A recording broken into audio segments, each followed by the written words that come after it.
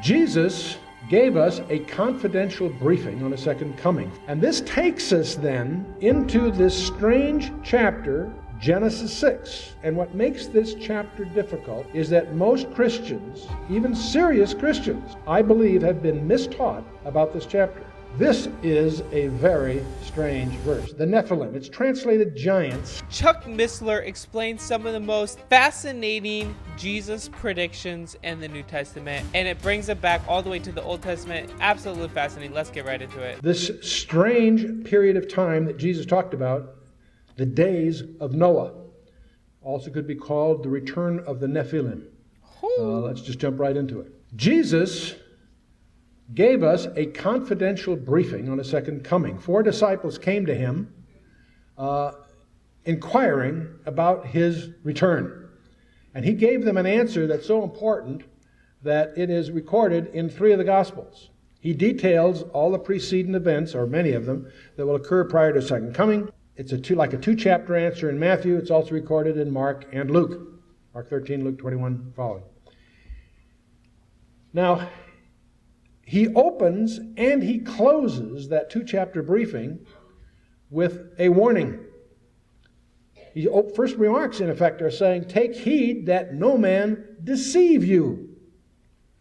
We talk a lot about end-time prophecy, but we sometimes slough over the emphasis that Jesus placed in opening and closing this briefing. That deception is going to be the characteristic of that age. Deceit. We are in a warfare with Satan. And what is Satan's primary weapon? Deception. Yep. Let's keep that in focus as we go, because what motivated Mark Eastman and I to undertake a book and research and these talks and what have you is the burden that we feel that there is a cosmic deception descending not just on the planet Earth, but particularly on the body of Christ. And most Christians are not prepared for what's coming. Now, Jesus, in this briefing, also made a very strange prediction. He said, but as the days of Noah were, so shall the days of the coming of the Son of Man be. Now, what did he mean by that? And this takes us then into this strange chapter, Genesis 6. And what makes this chapter difficult is that most Christians, even serious Christians, I believe, have been mistaught about this chapter. So just do me a favor and try to approach this chapter with an open mind.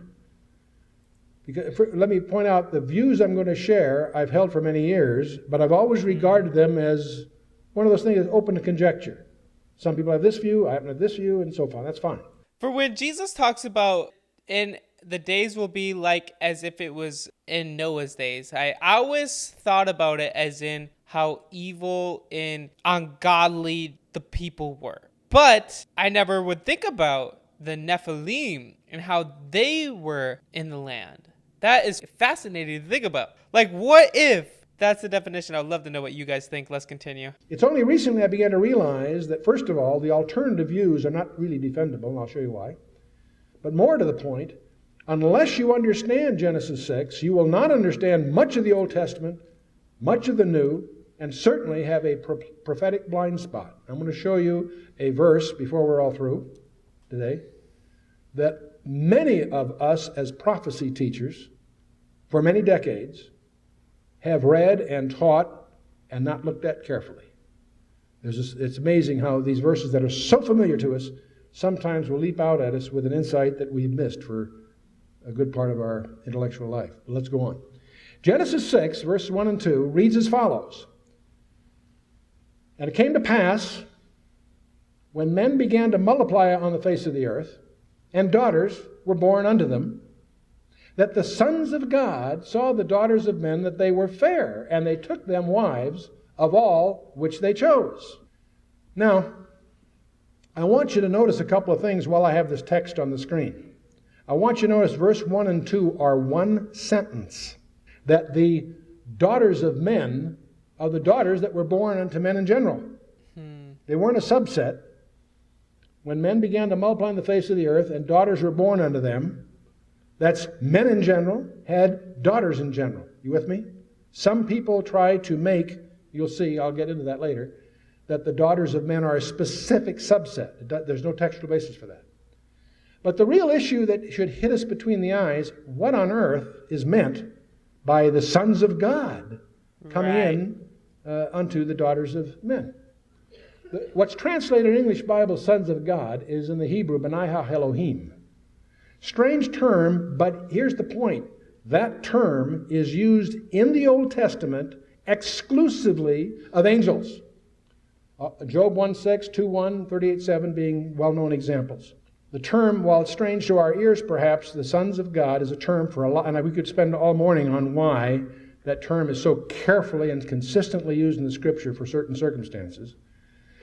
You and I, we're products of John chapter 1, verse 11. As many as it believed on him, he gave power to become the sons of God. Different issue. That's used of believers in the New Testament, never used of believers in the Old. There's an equivalent phrase in Luke 20:36. Now, to corroborate this view, there was a book called the Book of Enoch. I'm not suggesting that it was inspired canon, but the point is, the Book of Enoch, as it's known in history, was highly venerated by Jewish scholarship from about the 2nd century BC till about the 2nd century AD. And I'm not referencing it because it's correct. I'm referencing it because it demonstrates what the vocabulary and grammar conveyed.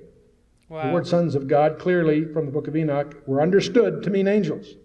Let me give you a more authoritative. Right, obviously, we all know. Well, not necessarily angels, because we all learned after watching Dr. Michael Heiser, angels means messenger, but spirit beings, created spirit beings by God, whatever that means. It could be, I guess, maybe angels. I don't know. Example. The Old Testament was translated into Greek almost 3 centuries before Christ was born. The product of that translation effort is called the Septuagint. It is the version of the Old Testament that most of the quotes in the New Testament are taken from. So it's a highly authoritative translation. And it translates Benaiah Elohim as angels.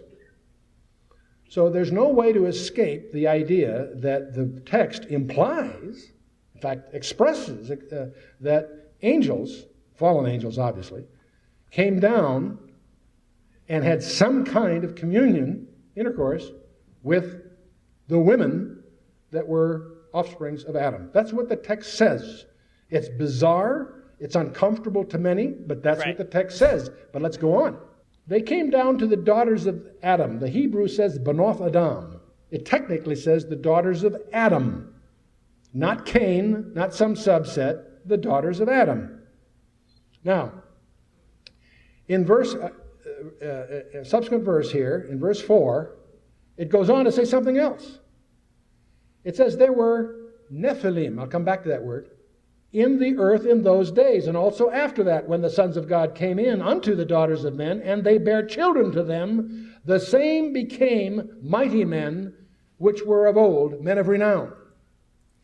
It's super fascinating because a lot of people think, yeah, the Nephilim were destroyed in the flood, but for whatever reason, the Nephilim gets brought up in Joshua. They were in Jericho. They use that same word, the Nephilim. Are they being hyperbolic and being like, there's Nephilim there, we can't attack? Or it's like, yeah, there's Nephilim there, we need to be afraid. And Jesus says, in the days will come that it will be like Noah. That's fascinating. Will we have Nephilim again?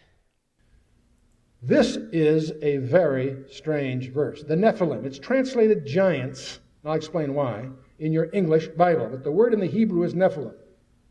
But while I got the verse here, I want you to notice a couple of things. The Nephilim were the results of this unnatural union.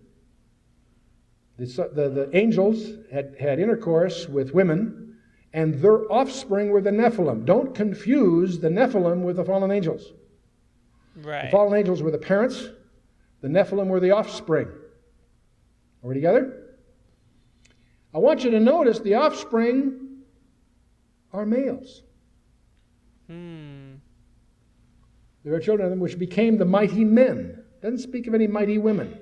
I'm not being cute here. I'm not here. There's the issue, reasons why I'm going to highlight this while it's in front of us.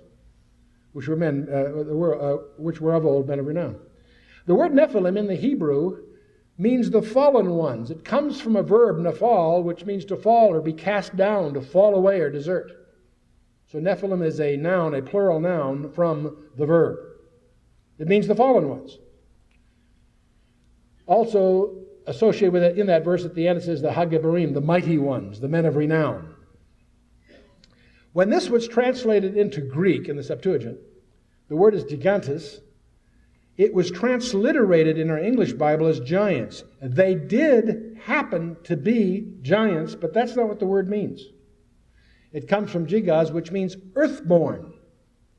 So the Hebrew translators really said they were the fallen ones. The Greek translators call them the earthborn. You'll see why as we go forward. Now, as we go through Genesis chapter 6... That's confusing. Why are they considered the fallen ones if they were born on earth? Like, wouldn't the sons of God be considered the Nephilim, but they're not? So that's interesting. Sets up this whole business of the flood. Genesis 6 is the prelude to the flood of Noah. And as you study the chapter carefully, you find some other strange remarks. In verse 9 of Genesis 6, it talks about the genealogy of Noah. These are the generations of Noah. We know what that means. That's a very common phrase in the Old Testament. Noah was a just man. Doesn't say he was sinless, he was justified. We know later from other passages he's justified by faith. Noah was a just man, and here's the strange remark, and perfect in his generations. And Noah walked with God. In the English, you don't pick up on this, but in the Hebrew, it's tamim. The word is used of physical blemishes. Tamim means without blemish, sound, healthful, without spot, unimpaired. Throughout the book of Leviticus, it's used of offerings. They had to be perfect, without blemish, right? Tamim. Wow. Well, what does this mean? Noah. Let me take a guess. It means that he's the only one that wasn't part of the Nephilim. His bloodline was not cursed or changed by the sons of God. Is that why? Is everyone else part of the Nephilim? That could be the case. An unblemished genealogy. As you begin to read Genesis 6 with open mind, what it portrays is that as men began to multiply, fallen angels came down and began to contaminate the purity of the human race with these Nephilim. And the Nephilim were the source of unusual violence. It became so corrupt that in verse 12 of that chapter, he said, all flesh is corrupted this way upon the earth, that God sends the flood to wipe it all out, except for Enoch, which is removed early, and then the 8 that are preserved through the ark. Let me suggest another way of phrasing the problem. There was a gene pool problem That's in crazy. The human family tree that this is wiping out. Now, if this is true, the scripture says by a mouth of 2 or 3 witnesses the thing is confirmed. If this view of Genesis 6 is correct, we ought to see it in the New Testament, and indeed we do in 3 places at least. In Jude chapter 6, Jude was, we believe, the Lord's brother. Right, and I know Jude references the book of Enoch, which is also fascinating because a lot of people don't think Enoch is God-inspired, because obviously it's not written by Enoch, but I mean, I guess that doesn't matter necessarily, but it's not God-inspired. He's talking about apostates, but he makes an interesting remark. He's pointing out that even the angels which kept not their first estate, but left their own habitation, he hath reserved in everlasting chains under darkness, unto the judgment of that great day, even as Sodom and Gomorrah and the cities about them in like manner, giving themselves over to fornication and going after strange flesh, are set forth for an example, suffering the vengeance of eternal fire. Jude is making the point that these angels are set aside for special judgment. And what he's trying to say is, if they're set aside, how much more will you? You see, that's what he's... Wow. But the point is, he makes a remark here which tells you some interesting things. These angels left their first estate, kept not the first estate, but left their habitation. I'm going to come back later to that word habitation because it has some interesting insights. And this somehow involved, just as Sodom and Gomorrah did, fornication, going after strange flesh. Strange flesh. The word is heteros, not allos in the Greek, meaning flesh of a totally different kind. So not even homosexuality, but completely towards a different species. Wow. 2 Peter. 1 Peter 3 also has a reference to keep it moving. I'll just take the one in 2 Peter. 2 Peter says, "For if God spared not the angels that sinned, but cast them down to hell," and the word he uses, that's the way it's translated in English, it happens to be Tartarus, I'll come back to that, "and delivered them under chains of darkness to be reserved in judgment, and spared not the old world, but saved Noah," and he goes on. Peter echoes the same thing that Jude says, but he adds a couple of insights. He ties it to the days of Noah. Huh. These are angels that sinned. Where are they now? They are in a special holding place. They're not in hell as we think of it, neither Sheol nor Gehenna, someplace else. A place that Peter calls Tartarus. Wow. The word Tartarus only appears here in the Greek New Testament. However, we know a lot about the word in the Greek vocabulary. The word Tartarus is a Greek term for a dark abode of woe. It's the pit of darkness of the unseen world. It shows up, for example, in Homer's Iliad, and it's described as being as far below Hades as the earth is below heaven. This is not just a regular place. It's someplace really special. This is so crazy, guys. My mind is being blown again. I hope you guys are really enjoying this because Chuck Missler is awesome. He is fascinating. And I knew that God created hell, a special place for angels who sinned against him or demons who sinned against him. But also, it's not the hell that we're thinking of. It's also something totally different. Now, I want to nail another alternative view down because many people in this audience, probably, I will not ask for a show of hands, have been taught a different view of this passage. A very commonly taught view. And there are many outstanding, excellent authorities that happen to hold this view. But I no longer believe it's very optional for us. There are many things in the Scripture where good men can have different views. But I think it's important for you to consider yourself the viability of the lines of Seth view, because unless you go the other way, there are many other things that I don't think you'll be able to understand. Let me just indulge me, if you will. The lines of Seth view is a view that this word sons of God really refers to the faithful leadership of the Sethites. The daughters of Adam really refers to the daughters of Cain. And they were supposed to be separate. And the sin that's involved is their failure to maintain separation. There is no really good answers to what the term Nephilim means by this view. That's sort of, frankly, that doesn't have a good response. But that's not elaborated, but that's the essence of the Sethite view, that the sons of God really refers to the good guys, the leadership of the good guys, and they were supposed to stay separate from the Canaanites, but they married the Cainites, the daughters of Cain, and they married and had offspring. Well, there's some problems with this. The text itself, the sons of God is never used of believers in the Old Testament. Right. People who impute that view are bringing misapplying New Testament passages. And by the way, Seth was not God and Cain was not Adam. And I'm not being cute here. I'm saying that's what, in effect, they're imputing to the text. And by the way, there's no mention of the daughters of Elohim. So you got some problems. But more important is that there is a grammatical antithesis between the sons of God, daughters of men. You see, the structure is clear. In fact, in Psalm 82, it says, "Ye are gods, and all of you are children of the Most High, but ye shall die like men and fall like one of the princes." These antithesis shows up in the Old Testament several places. Also, the line of Seth infers that there's a separation they are supposed to keep, but that's a fallacy because the lines of nations didn't get separated until Genesis 11. We're talking about Genesis 6. This concept of separation was imposed upon Isaac and following. Yeah. Not beforehand. There's no Obviously. no textual basis for that. And by the way, Ishmael was not told to be separate. Don't assume the Arabs today are descendants of Ishmael. We can't prove it. Why? Because Ishmael never kept separate.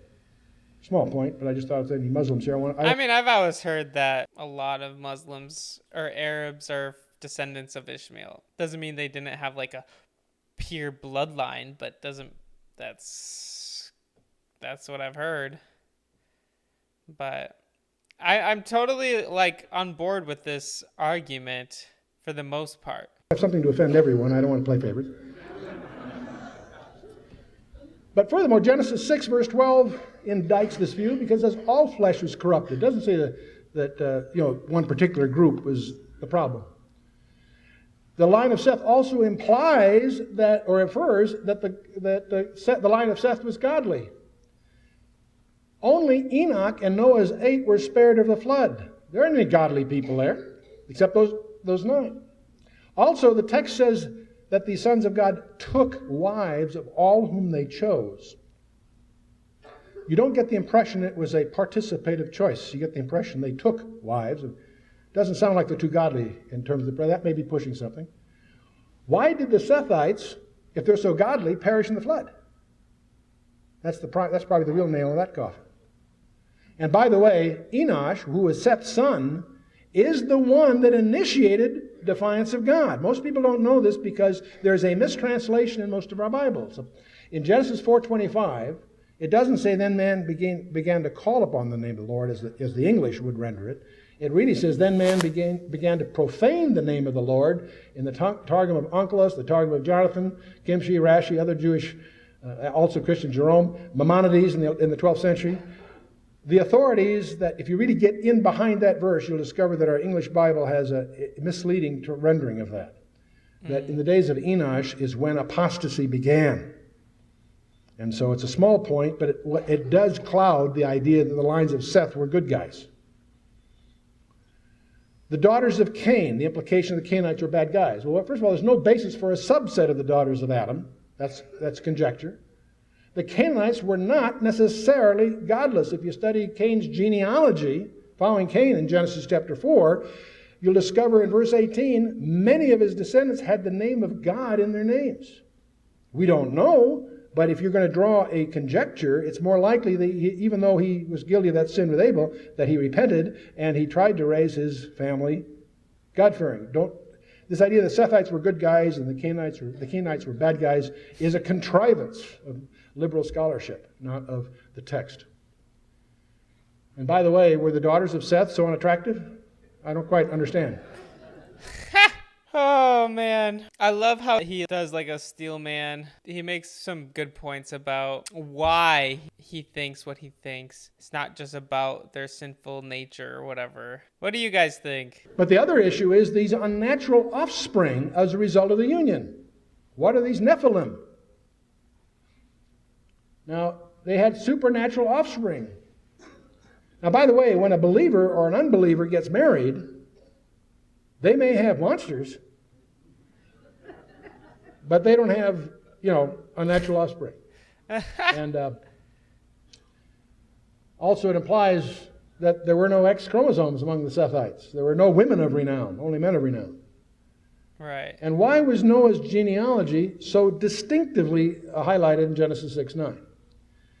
Now, in the mouth of 2 or 3 witnesses, as I pointed out in Jude 6 and 7, 1 Peter 3:19 and 20, and 2 Peter 2, verses 4 and 5, even the unique use of the Greek term is fascinating. The New Testament seems to very clearly corroborate what I'll call the angel view of Genesis 6. So let me just summarize.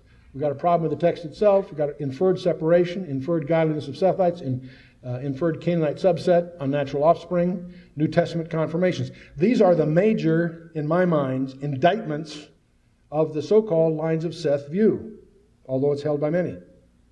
But here's the thing that may surprise you. There's also post-flood events in the Old Testament and prophetic issues that you will be blind to if you adhere to the line of Seth view. Let's explore some of these.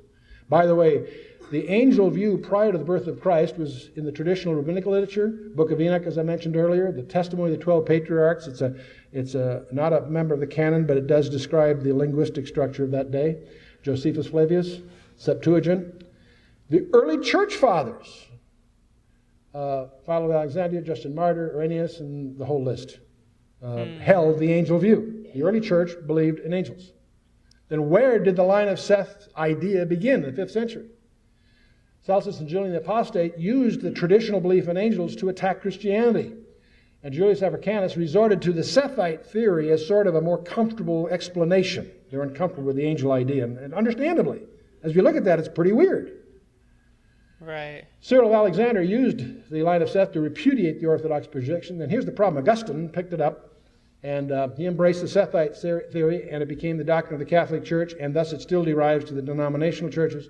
And it prevailed, of course, as the dominant view into the Middle Ages. That's crazy. I think that's also very interesting for us to not, just because something's not popular or opinion is not like the most well accepted, doesn't mean we have to change our viewpoint on a lot of things. Modern scholarship, and I just picked a few: Pember, DeHaan, McIntosh, Delitzsch, Gabelin, Arthur Pink, Donald Gray Barnhouse, Henry Morris, Merrill Unger, Arnold Fruchtenbaum, of course, Hal Lindsey and Chuck Smith as more recent well-known examples, are angel view people. If you've read Henry Morris's definitive commentary on the Book of Genesis, he, of course, goes into all this for us. That's absolutely amazing. Who would have thought? I want to know what you guys think. Is Jesus just talking about how people are going to be as in the days of Noah, as in super sinful, not living after God's desires, living for their own fleshly desires, whatever that may be? Or is the Nephilim going to come? I'd love to know what you guys think.